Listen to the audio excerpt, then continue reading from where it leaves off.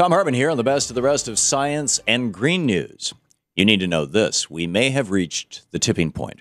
According to new research published in the journal Science, human activity has compromised about half of the natural processes that maintain the stability of our planet.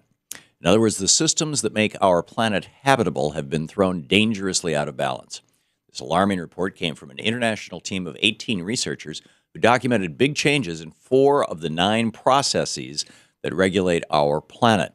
The researchers found significant disruptions in biodiversity, climate, and forestation. And they documented serious changes in the nitrogen-phosphorus cycle, which is vital to food production and clean water. These systems make our planet livable, and each has a point in which it cannot be saved from our destruction. Those breaking points are known as planetary boundaries, and passing them is not good news for our species. For example, Professor Alina Bennett explained why changes to the nitrogen-phosphorus cycle are so dangerous. She said, quote, "We will see more lakes closed, we will have to pay more to clean our water, and we will face temporary situations where our water is not cleanable or drinkable more and more frequently." She added, "That's what it means to have crossed this planetary boundary. It's not a good thing for any of us." End quote. Just like the other systems that keep our planet stable, we can't survive without a functioning nitrogen-phosphorus cycle. And just like those other systems, our actions are throwing this cycle way off its natural course. The level of carbon in our atmosphere is not the only environmental threshold that we must be concerned about, and rising temperatures are not the only danger that we face. Our consumption and pollution are destroying the very systems that keep us alive. And if we don't act now, we may not get a second chance to fix these mistakes. If you want to earn someone's trust, a little lavender may go a long way. A recent study published in the journal Frontiers in Psychology says that the lavender plant promotes relaxation, which helps promote mutual trust.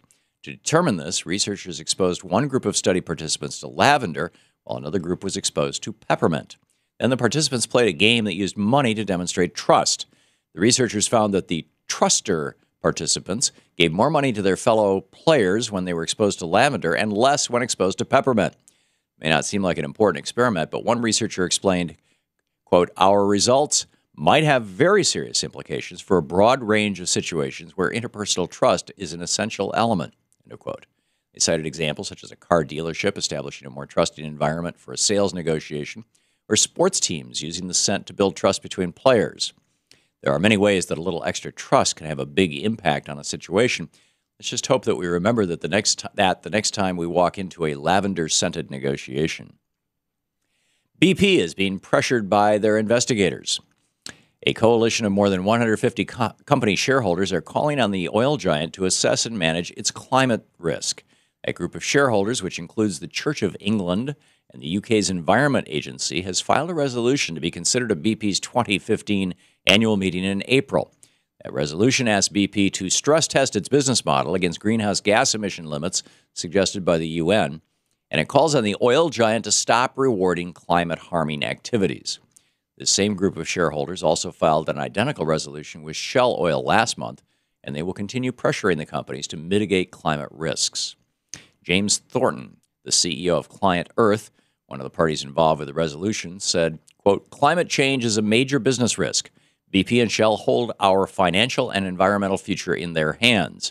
They must do more to face the risks of climate change," end quote. We already know that these oil giants won't change over global warming, but maybe they'll listen to reason when it comes to their bottom lines. Do you love the smell of the rain? Well, science has finally explained why so many people do.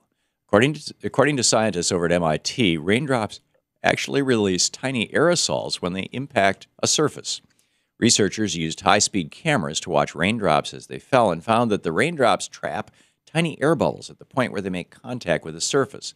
Those bubbles shoot up through the rainwater and release a fizz of aerosols, which are responsible for that after-the-rain smell that so many of us enjoy. These findings were published recently in the journal Nature Communications and include the results of about 600 experiments on 28 surfaces. One of the scientists involved with the study said, "Rain happens every day. It's raining now somewhere in the world. It's a very common phenomena, and it was intriguing to us that no one has observed this mechanism before. Thanks to those inquiring minds, we finally know why things always smell fresher after it rains." And finally, the United States Senate has finally accepted reality. Last week, the upper chamber voted 98-1 that climate change is real and not a hoax.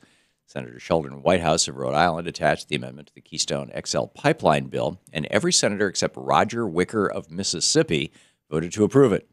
That amendment lacked the additional wording that specified human activity contributed to climate change, but the fact that senators like Jim Inhofe and Ted Cruz approved it should still be considered a win.